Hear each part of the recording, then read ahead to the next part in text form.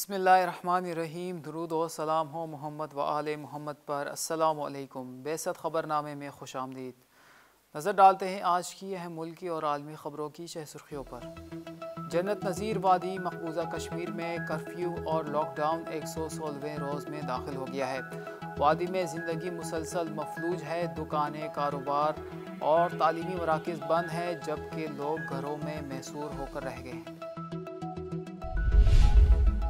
مقبوضہ کشمیر میں مسلم اکثریتی خطے میں بستیاں بنا کر اسرائیلی ماڈل اپنانے پر سوشل میڈیا صارفین بھارت پر تنقید کرنے لگے۔ ایرانی دفتر خارجہ کے ترجمان نے نجف اشرف میں ایرانی قونصل خانے پر حملے کی شدید الفاظ میں مذمت کرتے ہوئے عراقی حکام سے مطالبہ کیا ہے کہ وہ حملہ آوروں کے خلاف بروقت اور سخت ایکشن لیں۔ عراقی وزارت خارجہ نے نجف اشرف میں ایران کے قونصل خانے پر حملے کی مذمت کرتے ہوئے کہا ہے کہ کچھ شرپسند عناصر نے دونوں ہمسایہ ممالک کے تعلقات خراب کرنے کی ناکام کوشش کی ہے۔ ایران نے امریکی انٹیلیجنس ایجنسی CIA سے تعلقات کے الزام میں 8 افراد کو گرفتار کر لیا ہے۔ بھارت نے مقامی سطح پر تیار کردہ طاقتور ترین کیمرے سے لیس بھارتی سیٹلائٹ خلا میں روانہ کر دیا ہے۔ شام سے امریکی فوج کے انخلاء کے بعد برطانیہ اور فرانس اپنی افواج شام بھیجنا چاہتے تھے۔ پاکستان سے ملحقہ ایران کے سرحدی صوبے سیستان و بلوچستان کے ایک عہدیدار نے کہا ہے کہ اس وقت دونوں ملکوں کے درمیان سرحدی تجارت کی سطح $1 ارب سے زائد تک پہنچ چکی ہے۔ گزشتہ شام افغانستان کے شمال مشرقی صوبے قندوز میں سڑک کے کنارے نصب بم پھٹنے سے 15 افراد جاں بحق ہو گئے، جن میں 8 بچے بھی شامل ہیں۔ امریکی صدر ڈونلڈ ٹرمپ نے ہانگ کانگ کے مظاہرین کی حمایت میں ایک نئے قانون پر دستخط کر دیے ہیں۔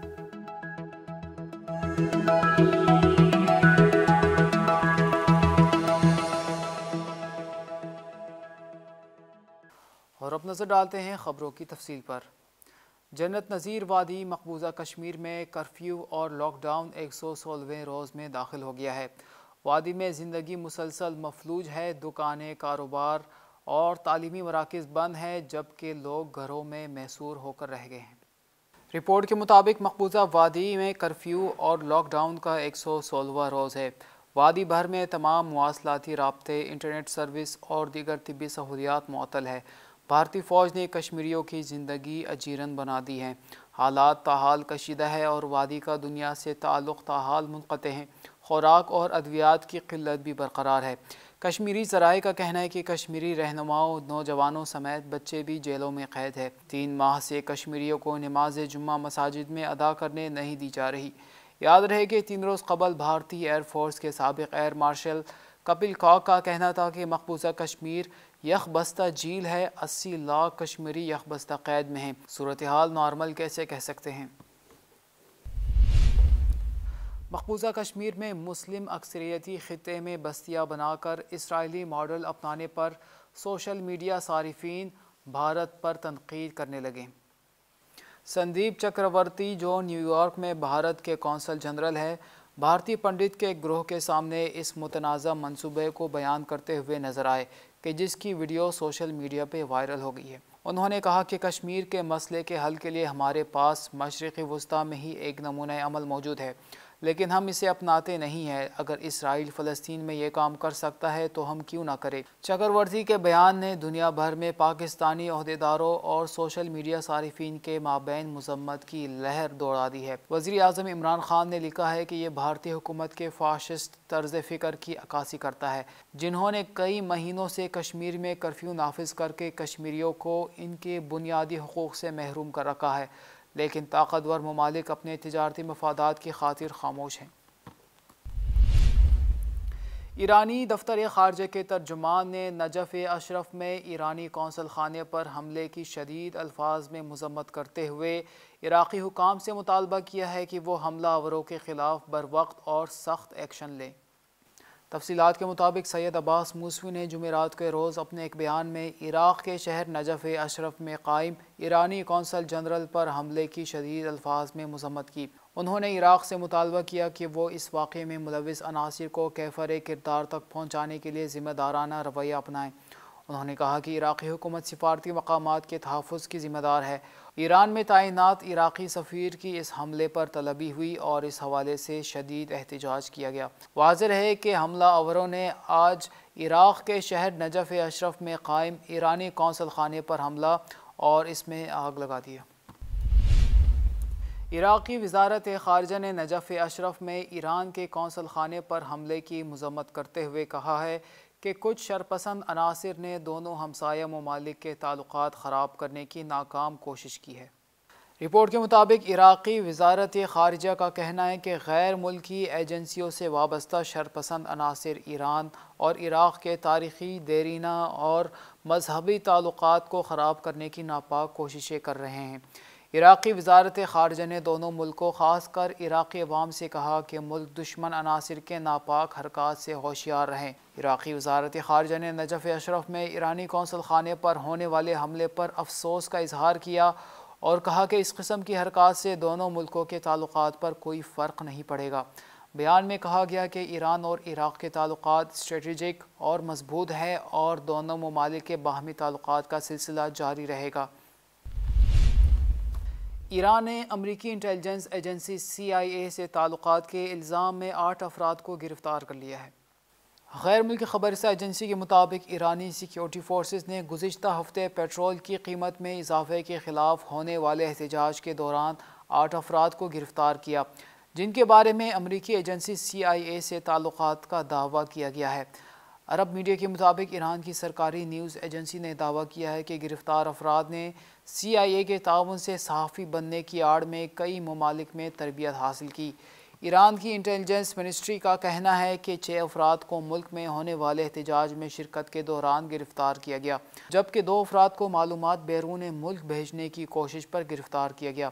واضح ہے کہ رہبر معظم انقلاب نے ایران میں ہونے والے احتجاج کو انتہائی خطرناک سازش قرار دیا تھا اور فرمایا کہ لوگوں نے اس خطرناک سازش کو ناکام بنایا، جس میں لوگوں کو قتل کرنے اور تباہی و بربادی پھیلانے کے لیے ایک بڑی رقم خرچ کی گئی۔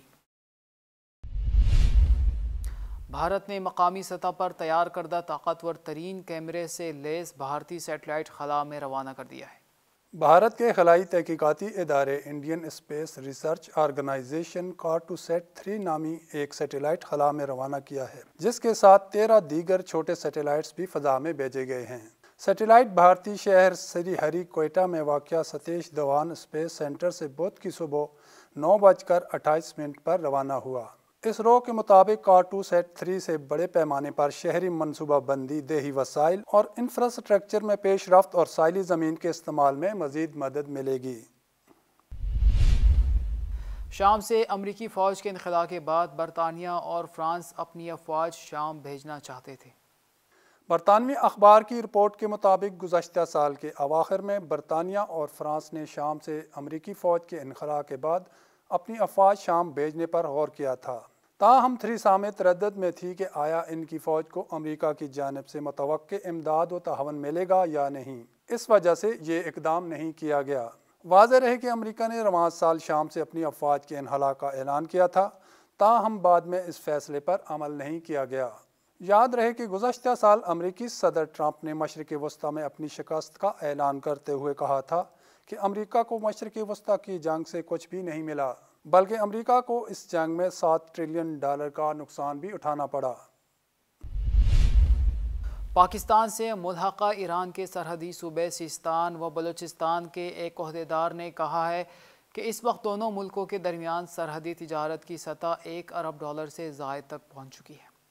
یہ بات صوبہ سیستان و بلوچستان کے ادارہ صنعت و تجارت کے سربراہ نادر میر شکار نے جمعرات کے روز پاک ایران سرحد تجارت کے 7ویں اجلاس میں خطاب کرتے ہوئے کہی۔ انہوں نے کہا کہ دونوں ملکوں کے درمیان ماضی کے فیصلوں کے تحت سرحدی تجارت کو $5 ارب تک بڑھانا ہوگا۔ میر شکار نے کہا کہ اسلامی جمہوریہ ایران اور پاکستان کے درمیان مشترکہ دینی، ثقافتی اور مذہبی مشترکہ تعلقات قائم ہیں اور اب اس صورتحال میں سمندری اور زمینی سرحدوں کی وجہ سے سرحدی تبادلات بڑھانے کے لیے اچھے مواقع فراہم کیے گئے ہیں۔ انہوں نے اس بات پر زور دیا کہ ایرانی صوبے سیستان و بلوچستان اور پاکستانی صوبے بلوچستان کے درمیان سرحدی تبادلات میں اضافے ہونے کے ساتھ اس علاقے کی معیشتی صورتحال بہتر بن جائے گی۔ گزشتہ شام افغانستان کے شمال مشرقی صوبے قندوز میں سڑک کے کنارے نصب بم پھٹنے سے 15 افراد جاں بحق ہو گئے، جن میں 8 بچے بھی شامل ہیں۔ افغان وزارت داخلہ نے اس دھماکے کا الزام طالبان پر لگاتے ہوئے کہا ہے کہ دھماکے میں مرنے والے افراد میں تقریباً تمام کی تمام ہی خواتین اور کم عمر بچیاں تھیں۔ تاہم طالبان کی جانب سے اب تک اس دھماکے کی ذمہ داری قبول نہیں کی گئی۔ افغان حکام کے مطابق گزشتہ شام ایک گاڑی میں عورتیں اور لڑکیاں سوار ہو کر شادی کی تقریب میں جا رہی تھیں کہ گاڑی کے قریب ہی یہ بم دھماکہ ہوا، جس سے 15 افراد ہلاک ہو گئے۔ مرنے والوں میں 6 خواتین، 6 لڑکیوں اور 2 شیرخوار بچوں کے علاوہ گاڑی کا مرد ڈرائیور بھی شامل ہیں۔ واضح رہے کہ اس وقت بھی نصف سے زیادہ افغانستان پر طالبان کا قبضہ ہے، جبکہ مختلف علاقوں میں افغان اہلکاروں پر حملے روزانہ کا معمول بن چکے ہیں۔ ان حملوں میں افغان اہلکاروں کے علاوہ بڑے پیمانے پر عام شہریوں کا جانی نقصان بھی ہوتا ہے۔ امریکی صدر ڈونلڈ ٹرمپ نے ہانگ کانگ کے مظاہرین کی حمایت میں ایک نئے قانون پر دستخط کر دیے ہیں۔ انسانی حقوق اور جمہوریت کے فروغ سے متعلق امریکی قانون کے تحت امریکہ ہانگ کانگ میں جمہوری آزادیاں کچلنے کے مرتکب چینی حکام پر پابندیاں لگا سکے گا۔ چین نے امریکی اقدام پر سخت تنقید کرتے ہوئے خبردار کیا ہے کہ وہ جواب دینے کا حق محفوظ رکھتا ہے۔ چین کا الزام ہے کہ امریکہ اور یورپی ممالک ہانگ کانگ میں جاری بدامنی کی حوصلہ افزائی کر رہے ہیں۔ یہ تھی آج کی اہم خبریں۔ اگلے خبر نامے تک اجازت دیجیے۔ دیکھتے رہیے بعثت تعلیمی ٹی وی چینل۔ اللہ حافظ۔